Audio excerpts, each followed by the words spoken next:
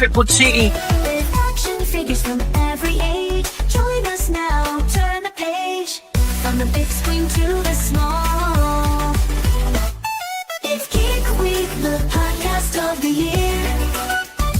Join the fun with laughter and cheer.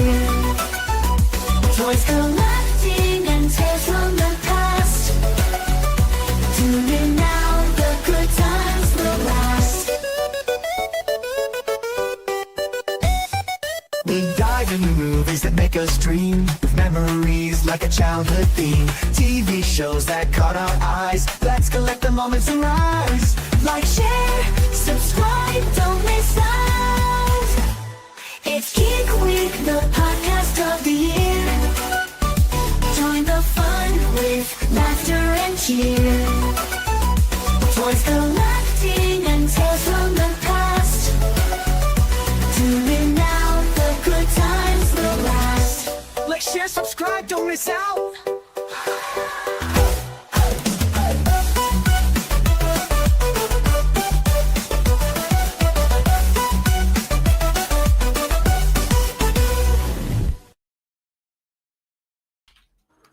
Hello! Welcome to the Geek Week, episode 187 with me, Jacob of Toys, of course, the wonderful one and only Super Sorrel and Triple G in the house. 187. You mean Triple G? And Triple G! Triple G! How high pitch was that? I know. Right. So, normal spiel bit. So, everyone in the chat, thank you very much. We can see all the comments popping off already. And we will get to you very shortly. If you are watching live, then please do comment along because we go out across a bunch of different channels, and not all of our kind of comments come on different channels, so we'll pull them up on the screen and we'll keep the conversation going. If you're watching us on catch up though, Mr. Sorrel, what is it they need to put in the chat? Hashtag catch up crew. Hashtag catch up crew. There we go. Now, a little bit of trivia for you. So I want to see who's watching closely enough. Now, the intro has changed ever so slightly because we've now got a third member of the team. Unfortunately, the producer of the song wasn't able to add in Triple G as a proper vocal just yet. We've just thrown in a little temporary one, but we have added Triple G in the opening graphics. We've got his little avatar there, and we've got some, instead of a video of me and Sorrel, it's a video of us three. But there was one other change. There was one other thing that's changed in the intro. If you are a eagle-eyed viewer who's watched it every week, if you can put in the chat the one bit of the intro that has changed, I'll be well impressed. Mate, I'm on the show and I don't think even I could point that out. It was a second, but it was quite a fitting change. So if you know what it is, let us know. If no one comes up with it in the next couple of minutes, then I will come up with it. Anyway, how's the week been? How's everyone's week been? All right? Good. Yeah, good, man. Good. It's been a cool week. So why don't you give us a rundown of the week? Give us a breakdown of the week. Since we were last on air, it's been an exciting week. Hasbro went live and gave us a record-breaking big reveal that they need 3D glasses and a bloody VR headset to see them. And that was interesting. I mean, it was fun sitting here with my VR helmet on going, I'm looking at Spider-Man. Oh, that's Jean Grey. That was fun. But I'll tell you what, they showed off a couple of new things. We'll talk about them later. They were pretty cool. I mean, TikTok got taken off, got banned by the American government. They're like, no, Chinese, you're not spying on us. And then 12 hours later, it came back. So my goodbye song from Bear in the Big Blue House was completely wasted. Put so much effort into going, goodbye, good friends, goodbye. For them to come back 12 hours later and say, why are you saying goodbye? Anyway, other than that, it's been a fun week, mate. And tomorrow's going to be interesting, and I can't wait for the speech. But other than that, it's going to be a good week, I think. Plus, Toy Fair's this week, so we're going to get tons of news from Toy Fair. It's going to be awesome. So just keep your eyes and ears peeled, and next week's show is going to be even more insane than this one. Yes. Perfect. What's going on? Been a busy week. We'll talk Marvel Legends reveals because obviously they had the Marvel Legends stream. And TikTok's a weird one. It is a weird one. Like I think the build up to TikTok being cancelled lasted longer than the actual ban. Yeah. Like, people were posting about it for ages, and then I know. I loved all the. It was fun being on TikTok, and I was on it a lot. I've been pushing my account. I was trying to get over that 10K, which I hit, by the way. I'm so excited. Congratulations! But I was pushing it this weekend, so obviously I was a big part of seeing everyone's goodbyes and all this weird stuff. And it was odd, wasn't it? It lasted less than 12 hours, I think, overall. And then it just sucks, doesn't it? That the kind of the announcement is "Thank you, President Trump, for saving us," and blah blah. It's like, oh, come on, man. He started it back in 2020. Yeah.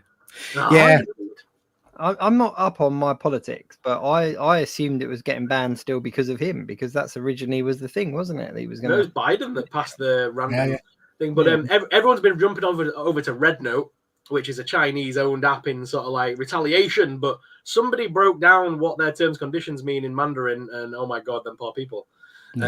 Basically, Red Note, if you post on Red Note, by the way, if you have an account and you post over there, they own the rights to your branding and they can edit, change, or use your videos in any way, shape, or form they please. So let's not do that. Fuzzy Dunlop in the chat said Marvel Snap gone too. A few things, CapCut as well, and there was another one, I think a Dragon Ball Z game app got taken down as well, because they're all owned by the same company. So presumably they're all back now that TikTok's been saved by Trump. TikTok got saved, but I'm not sure about anything else. I don't know. Seeing that what Fuzzy Dunlop said there, I'm really annoyed that I didn't do a Thanos Snap TikTok. What a missed opportunity that was. What a missed opportunity. Ice Cream in the chat said, I don't use TikTok. Usually I find the stuff on there annoying. You know what? I agree with you. When I first came on it, I was kind of like, yeah, this is frustrating. But the algorithm on TikTok is incredibly precise. And if you search for a handful of things that you're into and like a couple of channels that do it, your algorithm just pumps out loads of very, very similar stuff. So it is quite cool.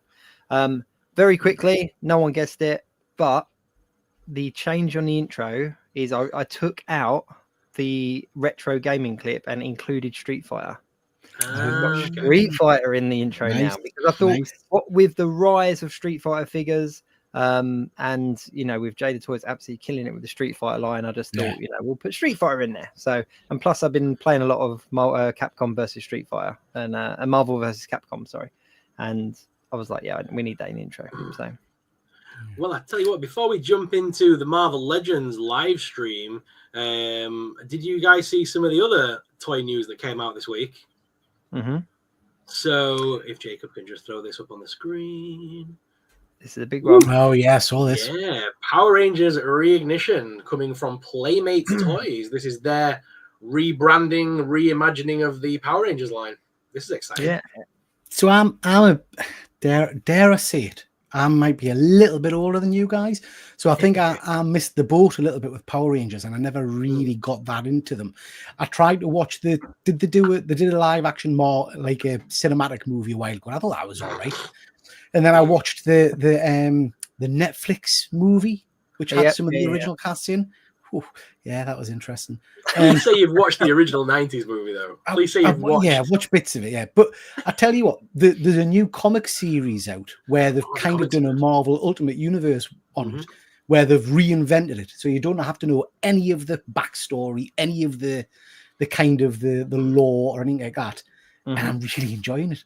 I never thought I would get into Power Rangers, but I'm really, really quite liking it. So I'm a little bit excited for Power Rangers, which I've never really been. So it's interesting for us. See, I was the same. And Mighty Morphin Power Rangers, the original line, like that hit me like that. That was my kind of. I was just getting out of the kind of stuff, and it was still cool enough that I could kind of watch it, but I didn't tell any of my mates that I liked it, sort of thing. But then any of the ones that came after that, I was kind of like, nope, not interested or whatever.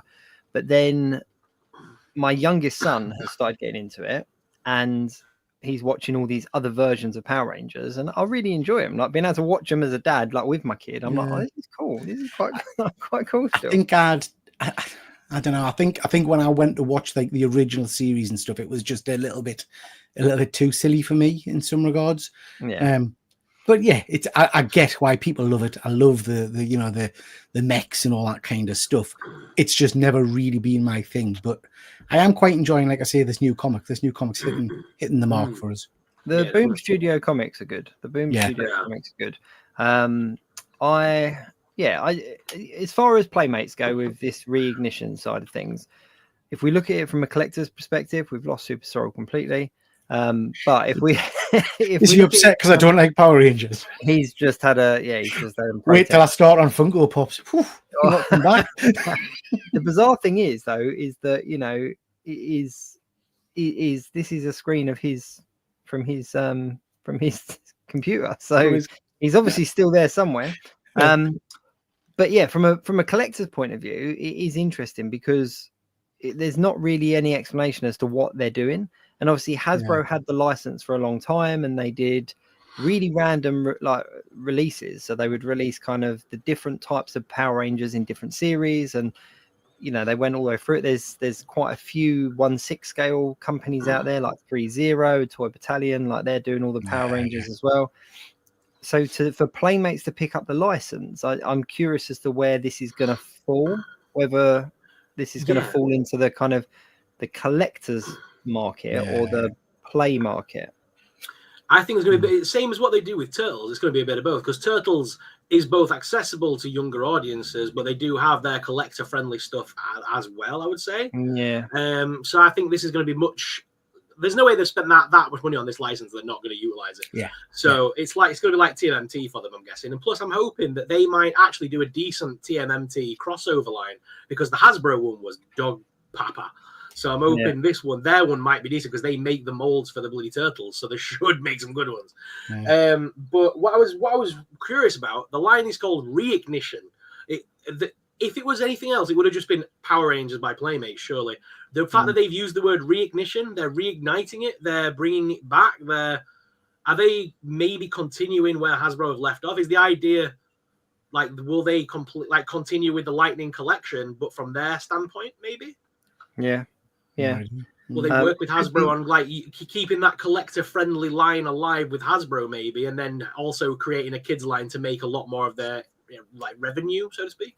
Yeah, it could be. For anyone that's kind of not up on their Power Rangers and their Hasbro Power Rangers, the Lightning collection was the line by Hasbro. They ran it for a good number of years, releasing kind of 5 to 6 in each wave.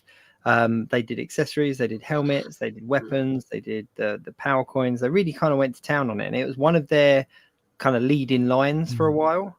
And then all of a sudden it just stopped, and there was no explanation as to kind of why or whether it was coming back. And there were a lot of kind of teams unfinished and kind of lines not touched on and stuff. And then all of a sudden Playmates kind of pop up that they've got the license to do it. So this could be interesting. Was Power Rangers not with Playmates originally? Back in the day? Bandai. Was it Bandai? Right? Yeah, Bandai had the Japanese rights, so they made all the toys in Japan and basically brought them over to the UK. Because Saban, when he bought it, basically just kept everything from Japan, and because he didn't need to change anything, he just kept releasing it in British, English packaging or whatever. He didn't need to change anything, did he? So C4 Darkmane said, I always wanted Hasbro to do a line of Megazords that can combine with Combiner Transformers. I mean, the fact that the Hasbro had the Transformers and the Power Rangers line and didn't do some kind of crossover is insane. If you're talking Megazords, go on. I would say Hasbro still have the line. It's just that they've sold some of the licensing. It's not that they've sold the line; they've just sold the licensing. Hasbro is still the key stakeholder, and they're still the master licenser. They can still make toys. I think there'll be obviously agreements in place with Playmates on what they'll probably produce. But there's probably nothing in there that says they can't make a high-end Transformers crossover. That's up to them, because that's two licenses crossing. That's completely different, isn't it? Yeah. Speaking of Megazords, there you go. C4 Darkmane said Hasbro still own Power Rangers. Yep, you're completely right. But speaking of Megazords, one thing that has come out is Fan Home have done the Megazord kind of subscription service. And obviously, for anyone that's not familiar with Fan Home, they're a subscription service where you build the model piece by piece every week, every month. They've done pretty much every franchise out there.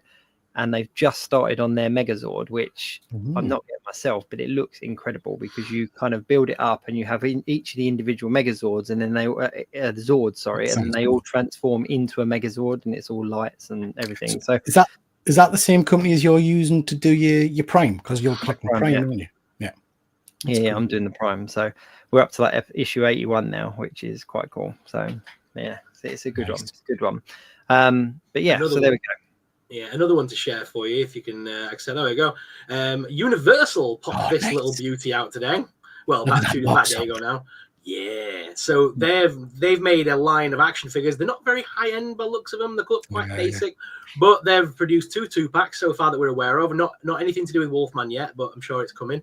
This is Frankenstein and Victoria Frankenstein, as they're calling her. She's the great granddaughter of Victor Frankenstein, and then we've got Dracula and his bride.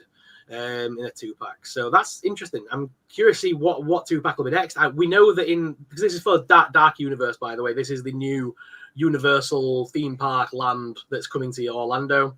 They've basically modernized all the monsters and give them a more modern upbringing, a bit like what the movies are doing at the moment. All seems to cross in my opinion. But anyway, the really cool thing about this line is we know that the creature from the Black Lagoon and werewolf, I said werewolf by night, and the Wolfman are in the parks, so they'll definitely have a figure pack. But they're using a Noxunamun rather than Imhotep, so they're using the female mummy rather than the male mummy, because that's what they use in the parks for some reason. They've always used the female mummy. Because if you remember when I was to Universal, I took like thousands of photos with her because she's pretty. But they're gonna make an action figure of her, no doubt. But these are the two that have come out so far. No word as to who's made these toys. We don't know what license behind them. We don't know anything of what manufacturer is. It's just theme park merchandising.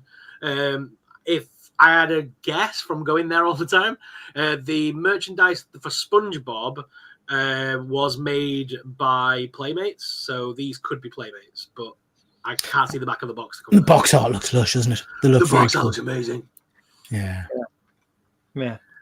Are these going to be exclusive to the park? Can you only get these from the park? So these are park exclusive, but there's websites out there that will allow you to grab them. So and plus, if only you knew a guy that was going out there in October. I'm sure they're bringing tons of these bloody things back. Very quickly, I had that said, who's your favorite toy designer? Not company, I mean like the person that sculpted the figure. I'll just pull this one up quickly because there are lots out there.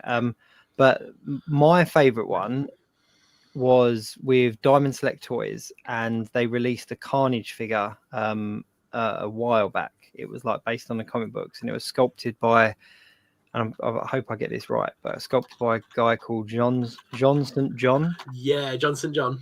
Yeah. And the reason why that, I mean, obviously he's got a name that's quite familiar, quite recognizable. But it was the first time I kind of looked up a sculptor properly, because I was kind of like, you know what, that Carnage became my favorite Carnage for past and future, and it's still not beaten, if that makes sense. That's still my favorite Carnage figure that I've had in my collection. Articulation wise and kind of toy production wise, there's still elements of it that I would, you could change, but the sculpting wise, John St. John. So there we go. Mine is the same, John St. John. He made, again, it was Diamond Select. It was their Universal Monsters line. I've still got that Dracula and Lucy Westerman and Van Helsing, I think, from that line. I've never been able to track down the others. I've struggled for years to try and get the Phantom came with a massive organ and stuff. It looks amazing. But he sculpted all of the Universal Monsters line back in the day for Diamond, and they're amazing. Yeah. So I don't know the name of mine, but I always go to, I think I might have mentioned it on the show before, when McFarlane started doing figures, he did some kind of mythological figures, and there's a Zeus figure, and it was just phenomenal. So the sculptor behind that line, I think, was amazing. It was so detailed, the accessories were amazing, but I couldn't tell you who it was that did it. Yeah. Okay, cool. Very quickly as well, before we jump over to something else, Alex has said, I've got a question for you guys. What do you think about the new Captain America movie based off the trailer, if you actually saw it? I've kind of, for me personally, when it comes to trailers nowadays, ever since the Endgame, was it Endgame or was it Infinity War, where they showed us that shot that was never actually in the film? They do that a lot. Since then, I don't really pay attention to trailers anymore. It kind of had the reverse marketing on me, that I was kind of like, if you're showing me stuff to get excited about that isn't actually in the film, I'm not fussed. So when it comes to superhero films, especially Marvel, I'm not. The trailer doesn't bother me too much. I have a love-hate relationship with trailers and things like that. I want to not watch them because it spoils so much of the movies, but I can't help myself. I've got to watch them. The Captain America trailer, I've seen a few trailers. It looks all right. I'm more concerned with what you're hearing about the repeated reshoots and millions being thrown back into the budget because all the test screenings have been horrendous and all the rest of it. But do you know what? It'll be like any other movie. I'll go in and I'll sit and watch it. Interestingly, just talking movies, and I know we're talking MCU and stuff later on. All my life, as far as I can remember, I've watched the superhero related movies almost like the day of release or the weekend of release. The only ones I haven't have both been the last year or so, and it's the remake of The Crow. I just had no interest in. And even though I've seen everything from the Sonyverse, even the ones that are cack, I didn't bother to see Craven, and I don't know why. It's the first time I've ever just felt flat. Do you know what I mean? It was like, well, I missed it. I'm exactly the same with those both two movies. I absolutely love the original Crow. Like, it's one of my favorite kind of older films. And I was all up for kind of a reimagining, because I even like the sequels, and they were rubbish. Even the Edward Furlong one, Wicked Prayer or whatever it was. But with that one, I was all up for a reimagining or whatever, but it came out and I missed it. And Craven, I don't know. I think so many people posted about the cameos and the other characters and stuff, like all online, that I was kind of like, I'll wait. That's sad, but isn't it? It's sad that, and again, I'm not saying it's the movies, I think it's probably something in me. It's sad that I've hit that point where it's kind of like, just whatever, you know? I used to be so excited for them.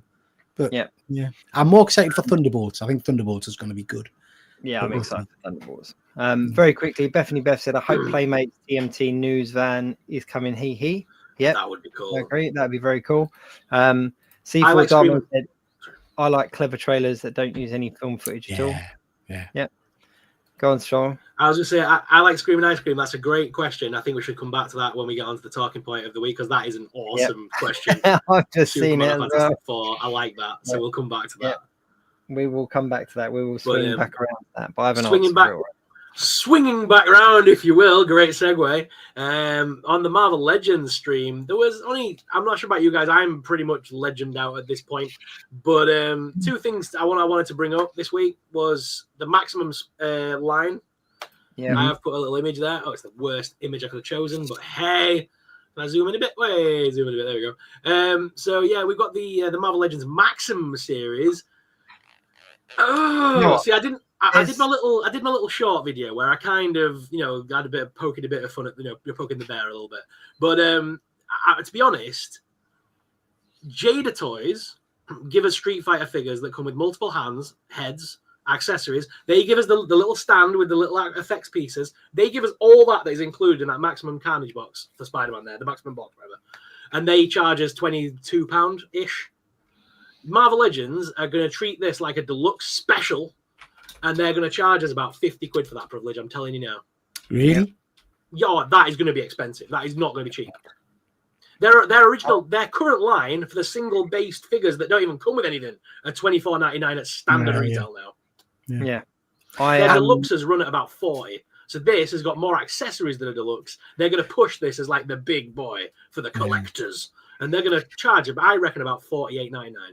I'll be honest, I buy very few Legends now unless I see them at cons, and quite often you see them like reduced right down. Like I got my Speedball and stuff for like a $5 a figure and things like that. I did get the Death's Head figure, the San Diego Comic-Con, but there was one in this kind of announcement that got us very, very excited. So I will be buying that one. You might have a slide. Before we move off this Maximum one, though, two things I'll say for it. As a sucker for Spider-Man, to have that kind of Mark McFarlane-esque look to the Spider-Man, I'm going to have to get it just to because I've got my whole kind of shelf of Spider-Man characters, like literally Spider-Man characters. I'd want to add it to it, but I reluctantly would want to add it to it because this will carry a really high a high price point. And I put it out on my Instagram and people were throwing down that, in Canada it was coming up at like $72 or something like that. Other people were saying it's going to be 40, other people were saying it's 50, 60. You know what?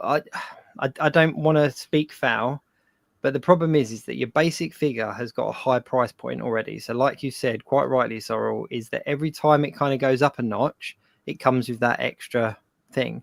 And essentially what we've got here is they're saying it's got maximum articulation, maximum accessories, and all the rest of it. And there are a few things in there that we've not had before. So things like the ungloved web pretty cool. kind of stuff. It's all very cool, but for me, I'm just looking at the base figure and I'm like, yeah, I like the base figure, and that's it. But I said on my Instagram, I'm really concerned about the line in itself, because surely to make this profitable, they're going to have to go for recognizable, well-established characters, which is going to be your Spider-Man, your Captain America, your Wolverine, your Iron Man, like, you know, all those kind of things. And then we're just going to have reissues. It's going to be, yes, they're going to be different, but they're going to be reissued characters. And it's already rumored that the next one in this line is Hulk. And I think that's the sad thing about it, is it's a cool line, but I'm kind of over it now. I'm just kind of like, if they'd have called this line something else, right, and made it for collectors, but based on like the Punisher, Blade, characters that require shed loads of accessories, right? That's what it needed. Like if you gave me a Punisher with every conceivable weapon, armband accessories, headband accessories, things that I can pimp him up with, right? I would be all over that like a shot. But a Spider-Man with just multiple hands, that's I know, but I guess even, you know, when Jacob said there, the next one's a Hulk, what accessories realistically are you going to get with the Hulk figure? Yeah, you know what? Somebody, I think it was on my Instagram, somebody said an amazing comment, right? Because I said that I would really like to see someone like Gambit in this. So you think of all the effect pieces, you think of like a couple of different hands, a couple of different heads, and all the rest of it. And they said everyone gets caught up on accessories and effects, but surely something like this would lend itself to have multiple heads. And you know what? If they release the Spider-Man figure with like 6 different expressions, 6 different heads, the amount of flexibility that would give you as a toy photographer, as a toy poser or collector or whatever, that to me would be a really good selling point, to have a figure like this with loads of different expressions. Yeah, for Spider-Man as well, it's so easy because all they need to, and they could do the same with Deadpool, all they need to do is make a head that has interchangeable eye pieces. So you basically have squinty eye, big eye, really big eye, wide eye. You can, and you just pop them in and out as you need them. So that's exactly what you get with Hot Toys. Yeah, all the Spider-Man figures and the Deadpool ones have got exactly that. And it works great. You know, it really does work great. It really does. The one thing that annoyed me about this stupid Maximum Spider as well is the spider sense is red. Why is it red? It should be yellow. Come on. Yellow. Danger's not red. Yeah, I don't know, is it? I always remember in the cartoon, because I'm going by the cartoons and stuff. And I remember back in the day when it would always flash yellow on the screen and stuff. So yellow is in my mind's eye of what I see when Spider-Man. Sorry, C4 Darkman's just saying there. Maybe Hulk will come with Banner and have transition pieces. That would be pretty cool. Awesome. Like a half transformed Hulk, a horrific looking body deformed Hulk. Do you know what I mean? So when sometimes they really go to show when he's transforming, that would be pretty impressive. A Banner with hands that are slightly green, and so you can do in a big shocked expression, so you can do the pose of the. That'd be amazing. But then, how many people are going to take those green hands and stick them on a Deadpool for? I got Hulk.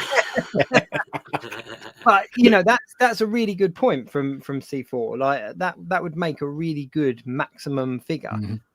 But then where's the price point on that? Because you look at a Hulk and a Banner figure, they come in at like kind of 60 to 80, depending on where it is you're buying it. So yeah, I don't wouldn't be just be another standard Spider-Man. That would be something actually inventive and unique and new. Whereas that Spider-Man is something we've had 1,000 times before. Let's be honest.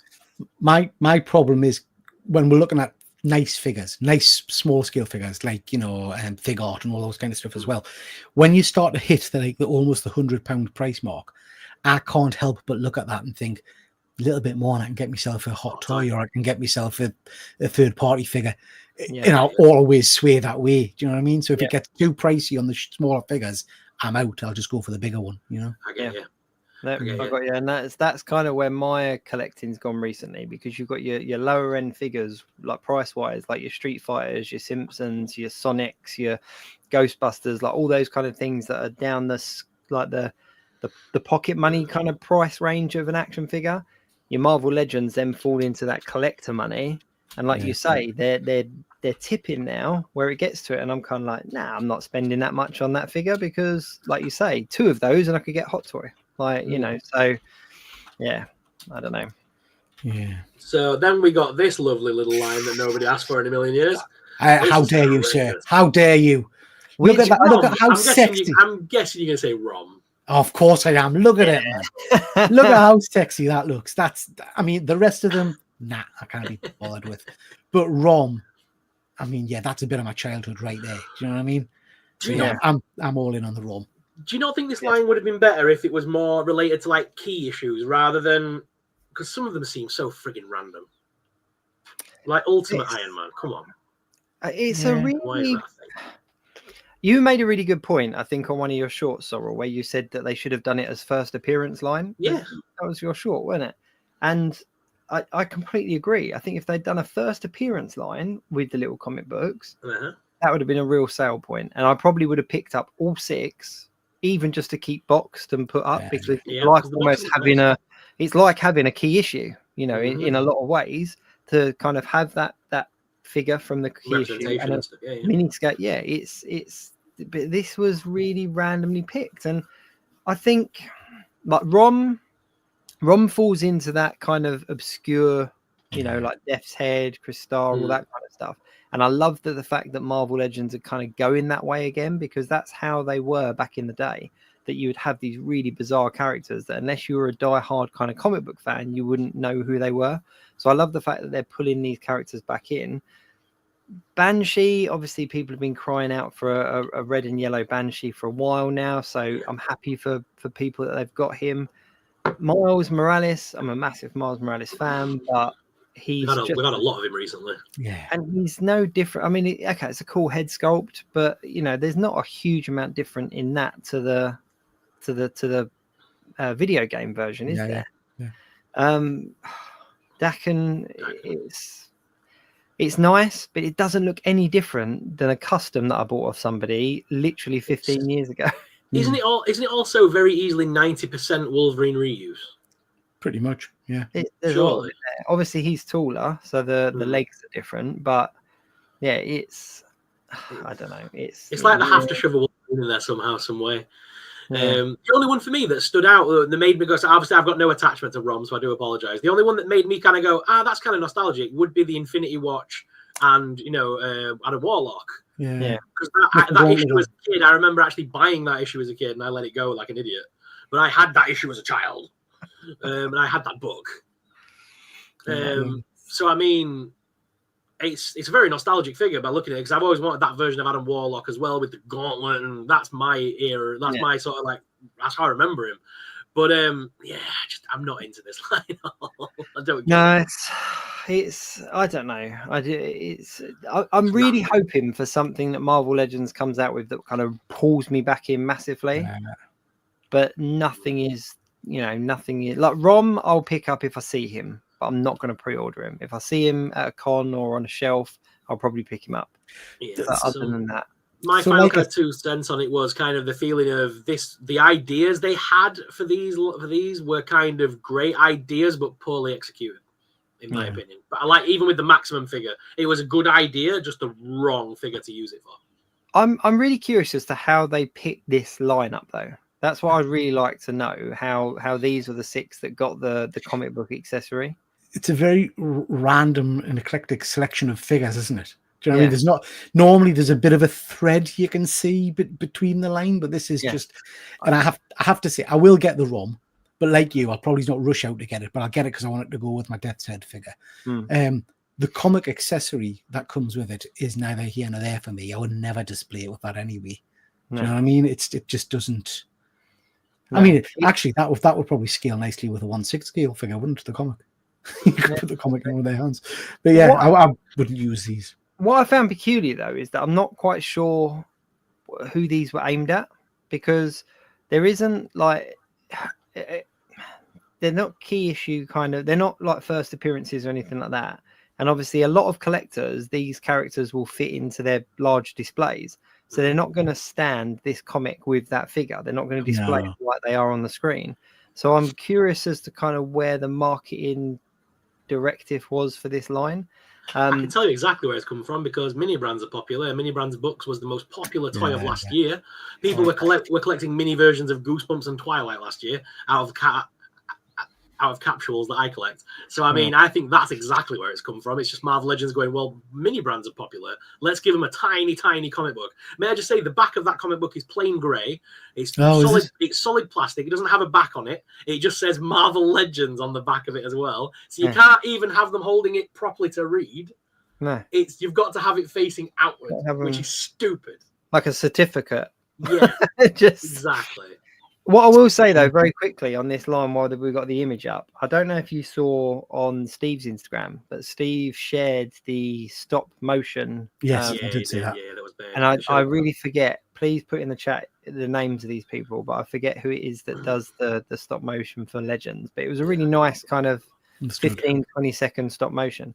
And then the next day, he shared Steve shared like an AI generated.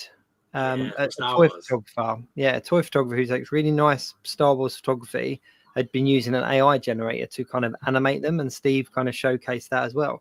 And the chat went off, like people were commenting about like AI and stop motion, and there was a big debate. So on the live stream, they were really pushing that Marvel Legends is aimed at collectors, and we want to, we love the toy photography that the community does, and we really want you to make some toy photography with our figures. And they were hammering it home a little bit. We love to see it. So make sure you tag at Hasbro, at Hasbro Pulse. They were really hammering that fact home for me. So it felt like they were trying to divert that this is not a children's line. You know what? To reaffirm the reflecting the price point in it, I suppose. Yeah.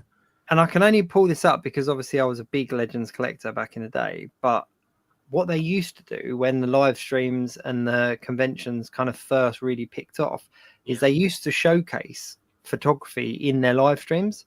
I don't know if you remember, but basically they would pick up like 5 or 6 random acts that they had seen pictures that had sort of taken their fancy and show them during the live stream and kind of go, oh, look, these came up this month and follow this person, this person, this person. And I know a lot of toy photographers or budding toy photographers would kind of do the photography and tag the accounts in it in the hope that theirs would get kind of showcased. And then that kind of just died off. So I think that they're kind of, I wouldn't mind betting that we'll see toy photography showcased again in their live stream soon. 100%. 100%. You know what you were saying earlier, by the way, just to go back to a previous point before we move on to entertainment news and stuff. One thing that we mentioned was, Power Rangers, and that with that's getting taken, the new lines coming out, Playmates are doing it. How funny would it be if this goes really well, that then we get a line of Ghostbusters by Playmates, because that's also a Hasbro known line, and they've already said they're kind of not really bringing much back. So maybe they already know. Maybe they already know that Playmates are going to be taking that line as well. Yeah, they've got those, but I mean, how cool would it be if Playmates made like figures that scale with Turtles, Power Rangers, and then Ghostbusters? You know what I mean? I could see Playmates use with Hasbro in tow, making a really cool line, and then imagine the Dungeons and Dragons figures that could come out from them. Hasbro kind of tried the Dungeons and Dragons line, but I think Playmates could master it. Yeah, I'm really. A lot of people always sort of go, "Yeah, it's Playmates." I'm quite excited because what I love about Playmates is it's affordable. In this day and age, it's an affordable toy line. So I mean, I'm excited to see where they go with it. I really am. See what happens with all the lines. Yeah. All right, quickly before we go on to entertainment news, let's do pickups because I just showed you my Ghostbusters and I kind of want to show them off. Did you guys get anything interesting this week? A couple of things. Who wants to go? I feel you bought like the entire box of. I did. I was terrible. I went to what do you call it, D&M, and the woman was putting them out on the shelf. Like they were brand new that morning. I'm like, are they ticketed ready to go? She went, yeah. I went, I just want both boxes, please. She went, both boxes? I went, yeah. I said, I want the squishies and I want the bobbleheads. She's like, seriously? The whole boxes? I'm like, yeah. I'm walking to tell me the whole thing. I bet you said, your kid must be dead lucky with a nice dad buying all these for them. You're like, yeah. What did you get? Oh, you're more. I was going to say, other than that, as much as I've just literally slagged them off, Hasbro did send me a lovely. Hasbro were kind enough to send me across the brand new Marvel Legends Falcon cap. So, yeah, I'll give it a look-see. Sorry, go on, mate. No, they just appealed to me. I've picked up a few comics. So I've picked up this. This is the vintage original first appearance of Captain Britain. Got a couple of copies of this one now. Hard to get a hold of with the mask. No. Yeah. If I get old British comics, I like the free gifts you get, which is sometimes hard because I don't know if you guys remember, but some of the older comics used to come with like chews on them and sweets on them and things like that. So sometimes they're a bit harder to get. But yeah, I do like to get them with the masks and whatnot. So yeah, so I've got a couple of copies of that now. So you guys might have heard us talk about a book called 1 Billion Genies. Yeah. 8 Billion Genies, sorry. So there's a book come out with the same author called Lucky Devils, and I had to get this sparkly cat edition. Got no idea what the cat's in reference to, but they've done a cat edition for the Billion Genies one as well. I've got that coming. So picked that up. Nice. Friend of mine sent us this. Charlie from the Killer Comic Show. I don't collect these, but it's quite nice. It's a fig pin. You guys get fig pins? Fig pins. Yeah. So this is a Gundam. Gundam. A what? Yeah. Gundam, is it? Gundam. Gundam, yeah. So that's quite nice. Quite like that. And then finally, this bad boy came yesterday. Rather pleased with him. Yeah. This is the Sideshow Beetlejuice. Head sculpt's okay. I see Michael Keaton in some angles. The paintwork and stuff on the hands is superb. Cannot really see it, particularly with my old eyes. But when I was taking some photos of his hands and stuff, the detail in his fungal nails and stuff is just revolting. So yeah, it's a nice figure. It hasn't blown us away necessarily for the price, but it fits it hits what I need for the addition to the collection, shall we say, for a Keaton. So yeah, you know what I find I'm a big 1/6 scale fan, but I find the real hair figures really difficult. So this is my first real hair figure. I'm not a big fan, but you only had them with real hair. This is the 2.0. Sideshow did a 1.0 a couple of years back with sculpted hair, and it's horrific. I've got a video going out tomorrow with a picture of that on it. But his hair's okay. Now, lots of people are putting gel on it and moving it around. I'm too old and can't be arsed with that stuff. And I've got sausage fingers, so I can't be coping with that. So I'll just be using it as he is, I guess. When he comes out. Yeah. What do you think of the head sculpt? Do you see Keaton in it? Yeah. I'm not 100% sure. I don't know. I think for me with Beetlejuice, though, is that the makeup looks messy. Yeah. Whereas it looks too precise on the figure. And that's I got from the promo images, and I was kind of like, you know what, the charm of Beetlejuice is it looked messy and it looked cheap, and I suppose you can't replicate that very well on a figure. Yeah, if you leave him out on the shelf for a little while in the elements before you put him in a cabinet, that'd probably do it. Yeah, just take him out in the garden and like run him through the dirt. Put him on your shelf. I actually got a comic book this week. Nothing special. But issue 600 of Uncanny X-Men. And the only reason I bought it is that I was randomly on the high street and noticed that the Oxfam shop was selling comic books. And I was like, oh, okay. You've got my interest. And I went in there and I had a couple of long boxes and they had this for a couple of quid. And it's actually in good condition. And, you know, I'm not going to retire on it or anything like that. But I was like, I've always loved the cover of it. And it's one of the ones that I got rid of years ago. So I was kind of like, you know. Yeah, very nice. So I'm a big fan of that. I picked up a 1/6 as well this week, which is my nice WandaVision Scarlet Witch with sculpted hair. Yeah, sculpted hair. But look at the This is That what I looks mean great. about sculpted hair is that's just, it looks stunning. Probably one of the better likenesses as well. Yeah. The One Division version. But yeah, it's just really nice, and it comes with a handful of different hands. And I don't have a huge amount of female figures. I've got like 4, I think. So I have the One Division Vision. He's there next to Ultron, so she's going to go there. So that was my 1/6 scale. Did you pick up, sorry, Jacob? Did you pick up the demon Doctor Strange, the dead-eyed Doctor Strange? No. I've been tempted by that. I wasn't a massive fan of the movie, but the figure just looks so good. It looks really good. I've got the zombie Iron Man from the Mysterio one, and I really like that. And where I've got a little bit more horror in my 1/6 scale collection, I think he would fit now. So I'm just keeping my eye on his price point. But yeah, I might do. If I get him, I'll let you know. My kind of cheap toy this week was Radioactive Man. The Jack Specific Simpsons line is just going strength for strength, and these are like their deluxe figures.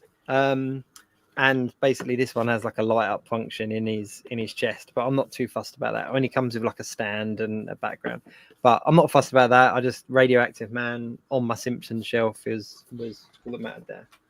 So I did get Krusty and Shadow the Hedgehog, but I can't be bothered diving to go find them. But I did buy them this week as well. And the manager at my local Smiths did say to me that Guile, Cammy, and DJ are expected in stock 1st of Feb in the UK, or at least in his store. I'm in Leeds. 1st of February.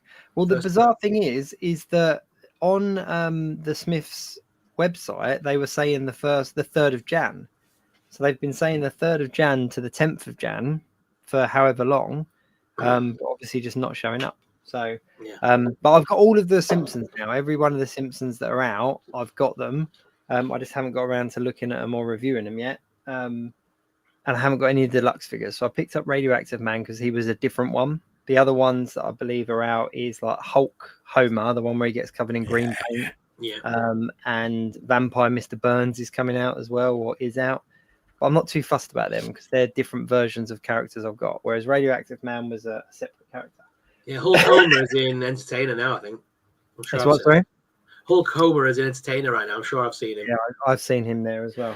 But then my piece de resistance this week was the retro carded Ghostbusters. Now I wanted to get the Kenner Ghostbusters for my shelves, for my Ghostbuster collection, and I opted for the Hasbro re-release because these are still boxed, obviously, and the quality on them, like they are reproductions of the original Kenner figures, but obviously the paintwork and everything isn't scratched. And everyone that I came across that had them on offer for me, they were played with, they were scratched up, they were peaches, they were well loved. So I opted for these ones because they are all nice and minty fresh. Look at Egon. That Egon as I remember him. I got all 4 of them. So that I got the. I get upset when I see those figures. Why? So I had a bad experience, a stupid experience, my own fault. I like to collect vintage figures, and I wanted the full Ghostbusters lineup, so I got 3 of the main Ghostbusters, original figures with original accessories. Managed to get them last week, and I was only missing Winston. And I was visiting Ireland last year to see a friend who went to Dublin, and went to a vintage toy shop, and I had Winston. And I thought, this is friggin' amazing. I paid £40, I think, for him. Wow. Didn't think to look at it like in great detail. Just had a quick look. And when I got back home and checked, it was one of the reprints, one of the up to date ones. They'd taken it out of the package and everything, and put it on the shelf with what I might be doing them a disservice. I assume they'd done it on purpose, Yeah. And I just hadn't been bright enough to check. No, but the thing is those ones now, they came out in 2020. Yeah. So they're now already 5 years old. Yeah. So they're now quite, to get them in box, you're going to pay a pretty penny anyway. Because but see, for me, it was a case of they represented enough what those original figures were. And for the sake of display, I'll get them out of the box and they'll be displayed on my shelf. But for what they will look like, they will be the best kind of version of. The lovely figures, the really, really nice They're figures. just brilliant. They really are. And the fact that they come like these are like the back of the box is the same as well. Like they've used the same kind of images and everything. It's just brilliant. Absolutely brilliant. So yeah, I'm Very really nice. excited about that. Really excited about that. Bethany Bev said, I have a set with Ollie stickers. Nice. The Ollie sticker. There we go. Shiny said that's the trouble with reprints. So there we go. Do you, there we go. do you have any? Darkmain said Oxfam can be really weird with their prices. Yeah, I agree. Mine's totally random. The ones around me are random. You can get comics which are cheap as chips, and then you can get stuff that's like priced to like 9.8 slabbed standard prices, but for a kind of a rough comic without a back and border or a bag on it. Yeah. Really? How much would you have said I should pay for that then? I mean, it's in good nick, isn't it? It's in really good nick. Yeah, so I don't know. I don't know what the issue was, but normally for a book like that, I don't think it's a key, is it? No, it's not key. It's just the Probably 600. £5 or something like that. Yeah, it's £3. Yeah, it's reasonable. My favourite thing though, on the back, the Marvel Legends advert. Look at that, the Hulkbuster builder figure, and look at the randomness of the figures. Yeah, Look, very the nice. randomness of the figures, but 7 figures, Hulkbuster. Were they the ones we got from B&M back in the day? Were they the B&M line? No. B&M line were It's not Duke, is it? What's he called? The guy with the Nuke. Nuke. Yeah. It was the Giant Man, MCU Giant Man wave.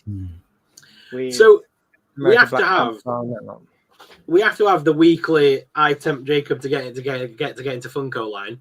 So here's this week's Funko of choice. I'm missing him. Blacklight Xenomorph. No, that's pretty nice. You know what? I saw it. I saw your video on it. I was sold on it. I was about to go out and buy it, and then I noticed the box, and it's the little Funko face in the Xenomorph that just put me off. What? I can What see it. Funko I can face? see it on the box. On the bottom, yeah, because that's what Xenomorphs have. They have a skull inside them. Yeah, I know, but I don't need to see that. I just need to see. I don't care what's inside.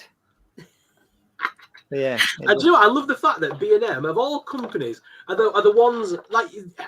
I mean, they only charge a tenner for the pots as is, but they even give you a pot protector, which is beautiful. But they actually give you that. That they're all on the shelf with them on for the good ones, like the ones that have got the stickers on. Usually, the good ones. Yeah.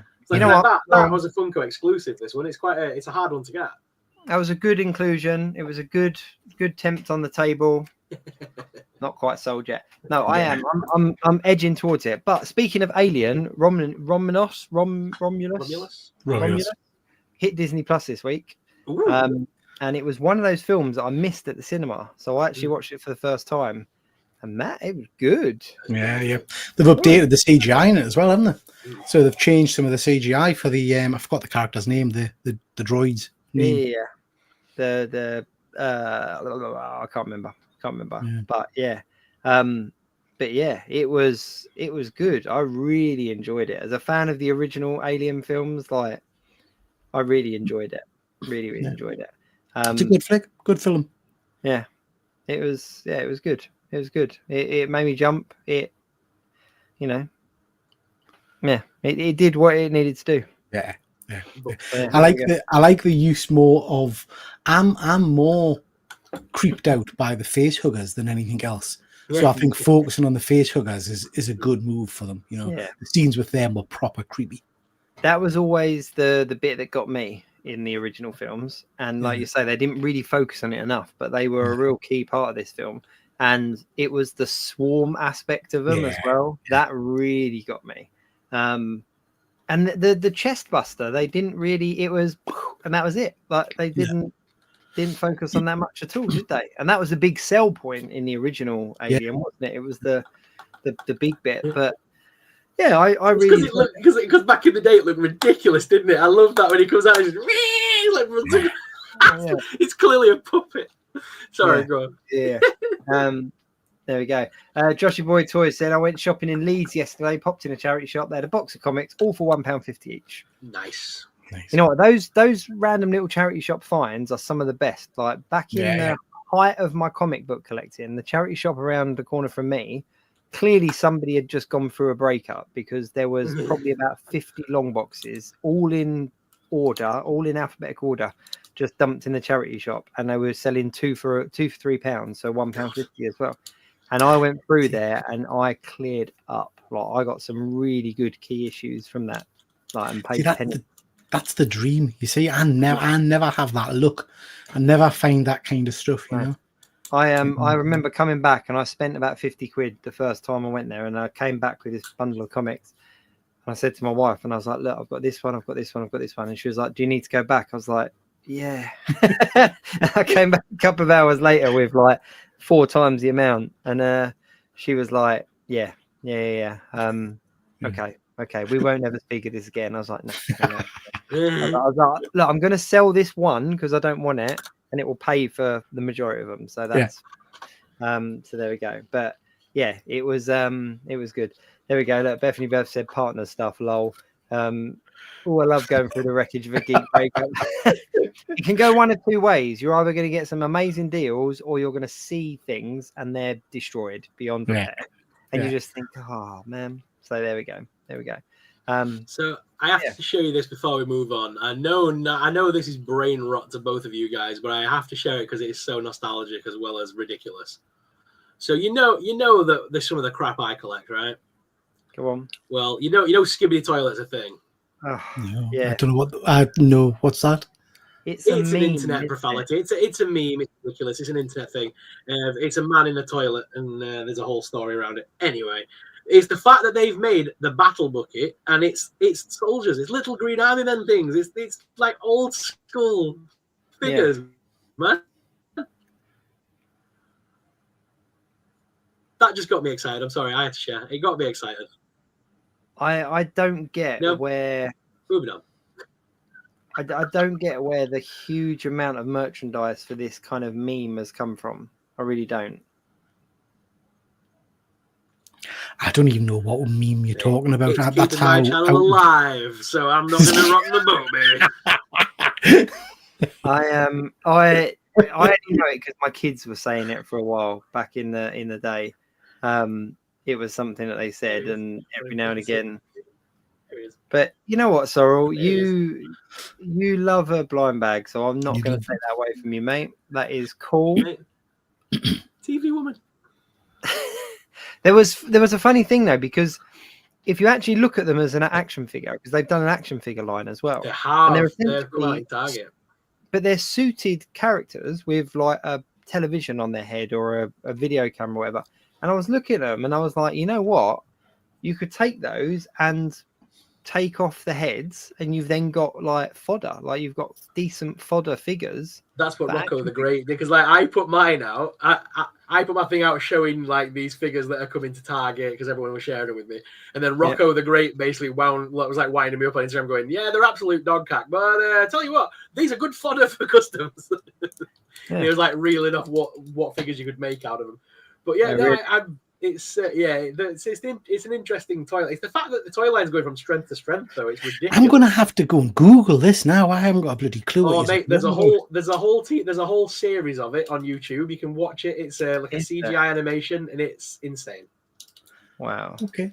It's a world where toilets fight and have machine guns on them and all that stuff. It's nuts. There's a bloke called Plunger Man, and he just throws plungers at people. It's ridiculous. But the kids love it. The kids love it, mate. Amazing. So yeah. Here we go. Ice Cream says, "Can't wait for the Michael Bay movie." Very quickly, John Hood did say, "Did anyone watch from season 3?" I've started, haven't continued. I need to get into it. I really do need to get into it. Yeah, I've watched season 1 and 2, but I haven't started season 3 yet. We're working our way through something else, and once that's finished, we'll move on to that. I chose Alien over that this week, so I was like, you know what, I've waited longer for Alien, so I'm gonna dedicate some time to that. I'm watching something that I never thought I would watch, but Jilly Cooper's Rivals on Disney. Have you seen any of that? I've heard it. Yeah. Loving it. I mean, it's porn basically, but I am enjoying it. It's got some great actors in it. It's good fun. It is good fun. Oh, amazing. On that though, I was going to say, before we move on, right quick, I was just going to say that the one major television event this weekend that no one's talked about, and it's died. No one's talking about it. Gladiators is back. Oh, is it? A British institution, my friend. It's Okay. back. Yeah. Okay. Now that is my version of the P word, you know, the PORN. I mean, Like, you're right, mind. That's kind of come on without any pomp and ceremony. it just appeared on iPlayer the other day, first episode. They made such a big deal out of season 1. Yeah. Did it not do very well, or I don't know. Well, they've got 3 new gladiators for this year. We've got 3 new ones, and I'm just happy Sable and Sable and Diamond are back on my screen. That's all I care about. The real life She-Hulk. nice? Yeah. Expect to see them at Comic-Con Near you. C4. Me and you are on the same path here, at the same page here. Gladiators without Jet just isn't Gladiators. 100%. Mate, you should just come up north. She's at every convention going. Yeah. She's at every con up here. Every weekend she's somewhere. I don't think I could see her again. I met her when I was like 12, and she looks blew not like my that. mind. Like, oh, I know she doesn't, but I just, as a 12-year-old, I was just kind of like, I love you. I think. Did you go? Did you go to the same event as me, where it was it Trojan or one of them, and he came in on a walking stick? Oh, I no. had a stall at the event. I'm sure you came. It was the one up near you. Me? Yeah. Oh, Holy Spring. It was the Huntley Spring one, and it was they had the girl gladiator and the guy gladiator. I'm sure it was like Trojan or something. It was called back in the day. And basically, when they said, "Guys, the gladiators are here," and they walked in, and he was on a walking stick, all hunched over. I'm like, that's not a gladiator. That's an old man. I remember just speaking of those kind of stories. Dave Prowse came to a convention up our neck of the woods a couple of years back now, and a friend of mine, Dave, is a massive Star Wars nerd, absolutely huge, and he'd wanted to meet Darth Vader, kind of all of his life, kind of thing. And bless him, at that point, Prowse wasn't in the best of health, so he went, saw him, came back. And he says it was awful. It was. Do you know, like when you hear these stories of people going to see Stan Lee when he was kind of in his final years? He says he could barely speak. He came away kind of heartbroken. It was quite sad, really. I think the push people to do these cons till the nth degree, but I guess for some of them, a lot of them, like the gladiators, it's the only way they can make a bit of money, isn't it? Yeah, probably. Yeah. It's heartbreaking, isn't it? Oh dear. Jack, Sorry, that brought it down a bit, didn't it? Never mind. Sorry. You guys joke, but one of the original gladiators recently dropped out of a local convention in my area. There we go. I was lucky as a kid because Dave Prowse came to the like a talk in our area, and the guy that ran it knew my dad. And they went for my mum and dad when I was a kid. Went for dinner with Darth Vader and this other couple and stuff, to entertain him while he was in town and stuff. And he gave like a talk about Star Wars stuff, and I got to meet him afterwards, and he signed like 5 of my action figures. And he was a really nice guy. So yeah, back in the day, he was a lovely guy. But as you say, as time went on, he did get very grumpy because I when I started my YouTube channel, I basically like contacted whoever runs his account online, and I was saying, look. I said, I met this gentleman when I was like 7 years old. I said, I'm now, in my 20s. It would be cool. Now I've got a YouTube channel. If I could get 5 minutes with him, show him the photo from me as a kid that he signed and sort of get him to sign an updated one for me. And they were like, Dave isn't interested. I'm like, thanks. Heartbroken. I can top both of your stories there. So Dave Prowse used to run a gym in a part of London where I grew up. And my mum and dad both used to go there, and my mum and dad split up, and my mum and stepdad used to go to this gym, and Dave Prowse was quite interested in my mum, and met him Okay. And he was I very nearly was able to say he is my father. I didn't go that far. But I did meet him a few times as a little kid because obviously they were at the gym together and all the rest of it. And everyone used to laugh at the gym because he came down talking about this new film that he was doing and that he was going to be the big bad guy and all the rest of it. And then he, quite famously, he recorded all the lines, didn't he? But he went into that showing not knowing that James L. Jones had dubbed over the top. So he had told all his mates at the gym that he was this big bad guy, and then they went in to view it. So he was quite bitter about that, wasn't he? Really? Yeah. So then my parents knew him at the gym back in the He day. taught- Back when he was the Green Cross Code man. Yeah, yeah. It was. I'm for laughing at Fuzzy's comment there. Have you read that? I remember Spit the Dog. I remember Spit the Dog. When I was a kid, when I saw Dave Prowse at this thing, he sang something, right, and it stuck in my head all these years. He said he made so much money out of Star Wars that he basically never had to work again, and he basically said he put lyrics to the Star Wars theme song. Every time he hears it, all he hears is Star Wars. It made me a fortune. It paid off my mortgage and bought me a car. Yeah. And that is imprinted in my brain from 7 years old till now. Yeah. So Shiny said, honestly, you just got to enjoy people while they're here. It's cool. People attend conventions when they're older if they want some. Yeah. Two things for me. Obviously, meeting Jason David Frank in 2018 at London MCM. Obviously, he very sadly passed away not too long after that, and that kind of made that meeting that little bit more special for me. The other one as well, when I was out working in New York, because I worked out there for 3 years, and the place where I was working at, we worked at it was like a sleepaway place for families that were kind of underprivileged and stuff like that. And every year they had like a celebrity guest come up. And the year that I was there, they had Elmo from wow. Street, and it was the geezer from like the human guy from the street, the guy. Elmo, and his puppeteer who did his voice.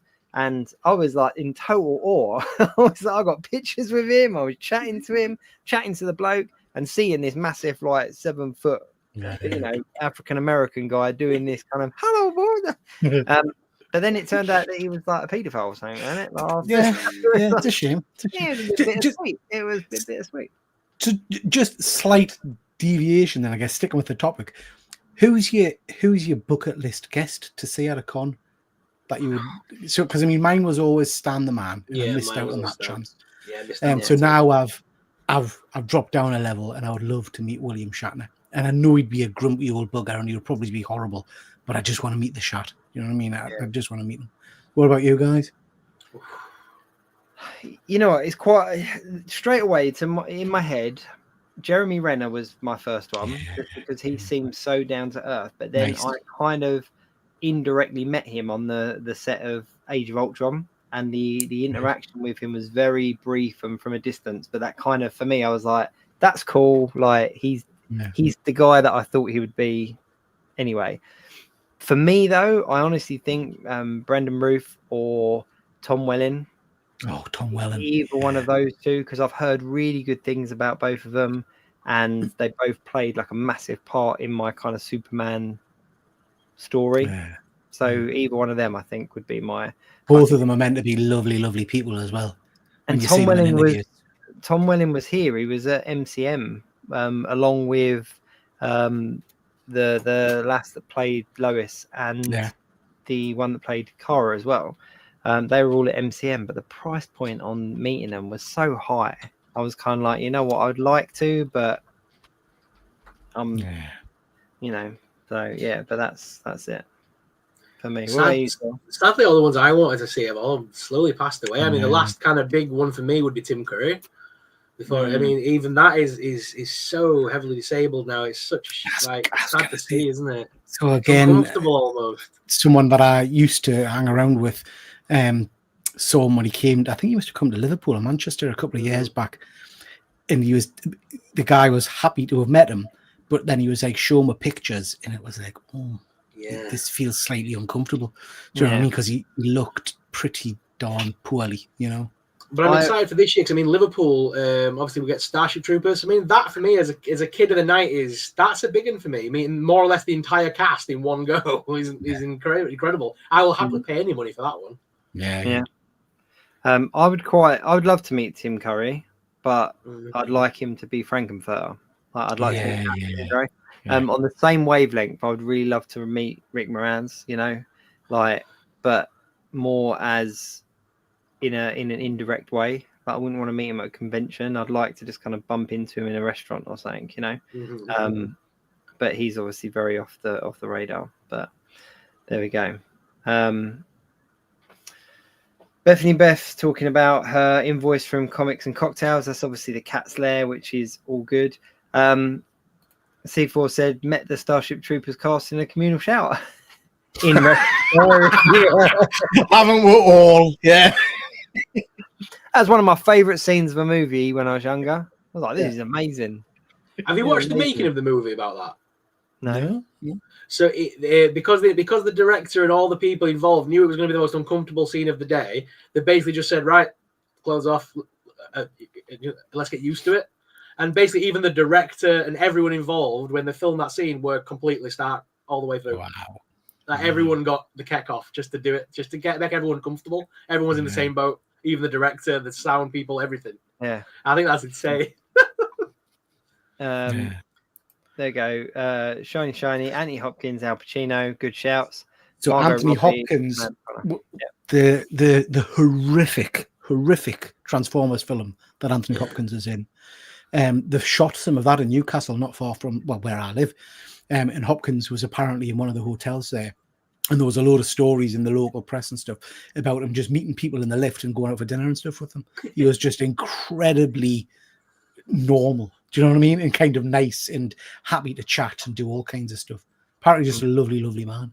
Amazing. James Earl Jones does that on the Big Bang Theory episode, doesn't he? We see. I love that. I'd love to imagine that James Earl Jones is actually like that. Yeah. Cat Slayer mentioned. It's been mentioned in every single episode, I think, right from about 100, not even 100. Like, it must have been single digits when that started. Yeah, I reckon. What's this Cat Slayer? I don't know what you're talking about. What's that? That's got some crazy piece of plastic that certain people have pre-ordered. Right, I was in Super Sorrel's channel when you responded to. Is she just moving around all the channels? Are you swapping and changing as you go? That's funny. Man. Just quickly, we're like 15 minutes away from the end of the show. We've not even talked to Marvel or DC. So we need to do a 15-minute segment. We need to just so that we go with it. So I'd love to go back to the comment that we had earlier, because that was a good question, because that is literally what we're at. Looking forward. So I mean, I'm really looking forward to both Fantastic Four and Superman. And to decide which one we think is going to be better, I think that's a hard one, because both of those films sound like they're going to be great. Yeah. But the answer is Superman, isn't it? The answer is. Do you know what? I'm a bit like I was describing at the start of the show.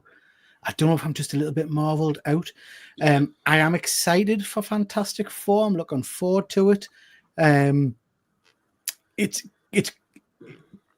quite struggling in my head. I can't make my words work. I'm struggling in my head as to how it's going to work and fit in, because it's kind of set in the past. I don't know if it's going to be our Fantastic. I don't know how it's intriguing. Let's put it that way. How it's all going to gel into the future of the Marvel franchise.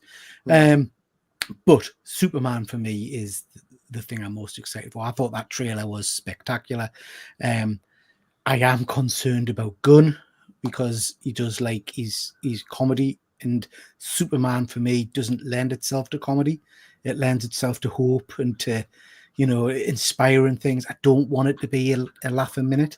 But I've got faith in Gunn. I think he's going to do a good job. Trailer did it for us. Trailer looks great. I'm really hoping it hits the land, Yeah. But yeah, for me, it's Superman's one I'm looking forward to most of all. Yeah. I'm completely on the same path as you. Fantastic Four for me, yeah, okay. I'm sure it'll be good. I'm a little bit kind of what's his name? Pedro Pascal. Pascal'd out. I like him. I like what he does, but I'm just kind of it doesn't make me excited for the movie. Superman for me, this is going to be the first time that some people see Superman on the big screen. Yeah. This is going to be some people's first experience of Superman on the big screen, and there is no taking away who Superman is. Superman is the pinnacle, the alpha superhero, the original, the OG, whatever it is that you want to call it. I'm really happy that they're just. Yeah, I'm happy that they're going back to making it fun again, and not every DC film having to be a dark, horrible, atmospheric thing. Absolutely. This seems like a return to the Superman that I grew up with, like you say, the original Superman films. This seems more on par with that, bright and colourful, and not meant to be taken overly seriously, I think. That's what you need. It's a superhero film, for God's sake. So yeah, I'm looking forward to seeing what they do with it. I'm sure there'll be things that I don't like. Hmm. You know, of course there will be, but I don't think there'll be anything that I dislike enough to not absolutely Yeah. love the film. The only thing that's got us slightly concerned, like I say, Gunn, for all I don't want a comedy, he's very good. I mean, Guardians is a prime example. He's superb when he's really on full form. The only thing that slightly worries us about this Superman film is the amount of characters they're trying to squeeze in there. Yeah. And I want Superman to be the main show, the main star of the show. So it might just be that we get lots of cameos, which I'm happy with. But I kind of want Superman to be the big focus of the film. I just think that he's going to build a universe in a film. I Yeah. don't think it's going to be a cameo fest. I think it's just all of these people exist, and he's showing, like, because if you read the comic books, they do. That's how it is. Yeah, Like you read in a Superman comic book, and the Green Lantern will show up, or there'll be reference to Wonder Woman, or I mean, all these kind of things happen, and they're just kind of key characters. Not to mention the lower carded ones. And I think that that's what he's doing here. And I think a lot of the negative comments I've seen about him making it a cameo fest, I'm like, you know what? Actually, though, it's more comic book accurate to have a bit of a cameo fest, because they are everywhere in the comic books. As long as they're, like you said, as long as they're not the part of the story that kind of bring it along, and they are kind of cameos, then I'm cool with that. Yeah. C4 said, I'll always give Gunn a chance. I've never disliked any of his films, and I completely agree. I think it's very easy that people look back and kind of go, oh, that was rubbish, or that was cack, or whatever. But even if you just take those 3 Guardian films and the Christmas special or the holiday special, the anticipation for every single one of them was high. And I don't know about you, but I don't know many people that didn't cry over a CGI raccoon the way that we did in Guardians 3. I'm trying to think of Gunn films that I've not enjoyed. I don't think there are any that I've not. Did he do Burn Bright? Can't remember if it was a Bright Burn, whatever you call it. Was that a James Gunn? I don't think that was I him. know he did Slither. Let me have a look. I know he did Slither was good. I've got a feeling he did Bright. I think it's Bright Burn, or I think Bright Burn. The one which was kind of, it's a bit like a Superman origin story, but a horror. It's an amazing film. Yeah, that was pretty. He good. did do that. Yeah, that was his. Yeah. I mean, Peacemaker. I enjoyed incredible. Peacemaker. I thought that was great. Yeah. You've got to put it to him, right. He was the screenplay and writer for Dawn of the Dead, the remake, right? But then in the same year also wrote Scooby Doo. So I mean, the man's got some serious writing ability. Yeah. I forget he did Scooby Doo. Yeah. He was also the additional writer on 13 Ghosts. Yeah. 13 Ghosts is a brilliant film. Which is a brilliant film. So I mean, he's done a big bag of stuff, all different genres, and I think it's good. Chainsaw was a video game that he adapted. He adapted the video game from the comic to the video game. He wrote the script. I think he's going to do that. But I still say, man, I think the surprise hit of the next few months is going to be Thunderbolts. I think that's going to be very. I'm hoping that's going to be a bit of Guardians magic. I think it'll have that team dynamic that we're like, Yeah. Fuzzy said, I'd rather that they were just there and don't insult us by thinking we need origin stories for every character. We don't.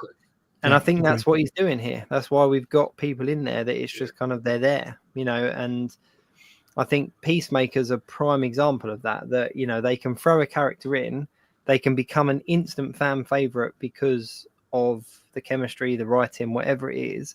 Yeah. And then they can go off and do a spin-off. They can kind of go, you know what, we'll give you something on that person. And they didn't give us an origin as such, but there was aspects of the origin but it was a separate story. It was dealing with the separate story that was going on, the butterfly stuff. But yeah, that was all to do with the magic of John Cena, though, wasn't it? Because I mean, he was just perfect. He was superb in it, I have to say. Yeah, absolutely brilliant. But no, for me, Superman is the biggest thing I'm anticipating. And it always takes me back to when I very first saw the first poster for Superman Returns. And it was like a yellow poster, and it was just Superman up in the sky with the clouds and the sun and everything like that. And just as a comic book fan, you were kind of like, you know what, that encompasses everything that I would imagine as Superman. And I remember being out in the States, and my friend Ben, kind of the poster had just dropped, and he ran and he looked it up online for me, and he was like, "Look at that!" And we were like, just in awe of this image on screen. So it's funny. So when the first trailer dropped a couple of weeks back, whenever it was, I was in a real Superman buzz. And then I went and I watched Superman, the Christopher Reeve story. I don't know if you guys have seen that yet. Just phenomenal documentary. Yeah. Amazing. And then I went and rewatched Superman Returns just to see what it was like, because I've built a negative kind of connotation in my mind to it because it doesn't get a lot of praise. I really enjoyed it. It's not perfect. It's got some weird bits in it, like Lois having a baby to Superman. It's a bit dodgy when you think how that happened, because you won't remember any of that because of the super case and whatnot. But actually, Brandon Roth as Superman Clark Kent is friggin' phenomenal.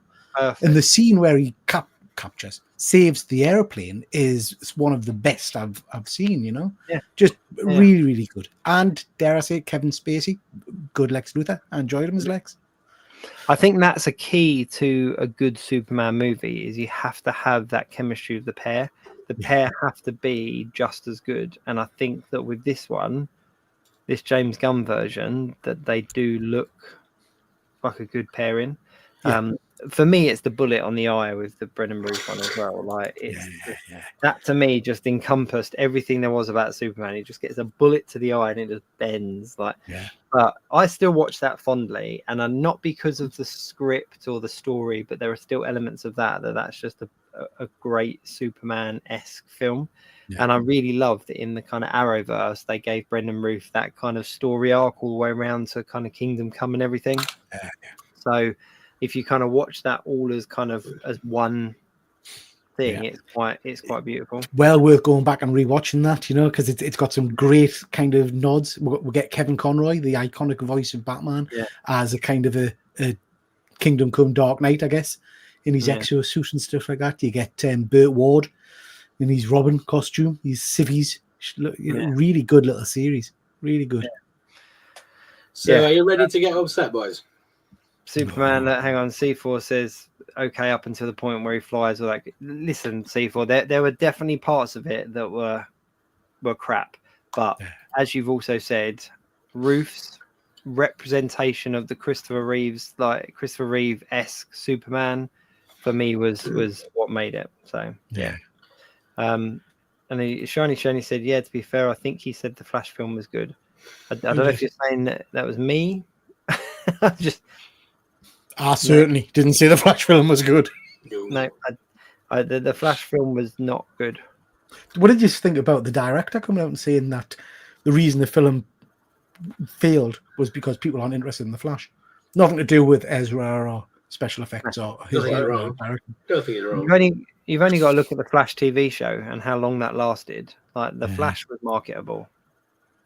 Ezra was not. The Flash film was not. There we go. Go on, how are you going to upset us, Sorrel? So growing up, I read obviously a lot more Marvel than I did DC, to the point where I think I've never read a Superman comic in my life. I've never picked one up, never felt the need to. I was a Marvel fanboy through and through, I'm not going to lie. I only got into DC when I started recollecting comics, when Forbidden Planet, I used to be able to pre-order them and get a little package sent every month of my comics. And I started getting into the Batman comics, but I only ever read the Batman and his Rogues Gallery and all the spin-offs of that. I never really, other than when Superman would fly in to help Batman do something, I never really knew anything about Superman. So to be fair, I never watched Smallville when I was a kid. I never got into it. I've never watched the Superman and Lois TV series that you all got about. Never seen it. Great. So for me, the only version of Superman I've ever seen is the original two movies. I'm not sure if there's any more. What about you must have seen Lois and Clark, Dean Cain and Terry Hatcher. I didn't see it. I know of it, and I've probably in the 90s I would have seen it and stuff like that, but I would never have sat and watched it. It's not a thing that I would have put on. A lot of time thinking about Terry Hatcher. I have to tell you. Terry Hatcher. Yeah. What? Dean Cain's another one, actually. I wouldn't mind beating him. I wouldn't mind. Basically, the old Superman. Apparently, he's a bit of a unpleasant chap. He's a bit egotistical. Yeah, I have heard that. When he For me, appeared though, on- the Sorry. finale of Smallville is still one of the best finales of a TV show ever because you never saw him suit up. You saw the suit. He was in aspects everything that Superman was, and you never saw him suit up. And then that final kind of scene of the last episode, him on the rooftop, and he does this, and the suit's there, and you never see it, but you just it was just perfect. Yeah, they tried to do the same thing for Gotham, didn't they? And you kind of saw Batman on the last episode, but it didn't work as well. I don't think. You know, like a child in a costume. He Looked did. stupid. He did. Yeah. So, okay, we are really putting this into the last couple of minutes. Marvel, DC, who's got the best characters? Marvel. Yeah, 100%. Marvel 100% have the better characters. I just find the Marvel, without sounding horrible, obviously, I've told this story a lot. I find the Marvel characters more relatable. Mhm. I grew up reading X-Men. I've said this story before, but just quickly, I grew up with disabilities. I didn't grow up in a town where there was hundreds of other kids with disabilities. I read X-Men and felt like they were my people, so to speak. And I didn't meet another disabled kid until I went to high school. So, I mean, I felt very outsider. So, I mean, the fact that the X-Men touched on that for me as a kid at that age was amazing. And that was my book growing up. The X-Men were my book. Do you know what? I think that's really important, Sarah. And I think if you're a comic nerd and you've read into some of this stuff, there's always a load of fights about who created the characters. Was it Jack Kirby or was it Stan Lee or all that kind of stuff? If you put all that aside, the truth of the matter is the DC characters were like gods. They lived in fictional planets, fictional cities. There was nothing relatable. Gotham City doesn't exist.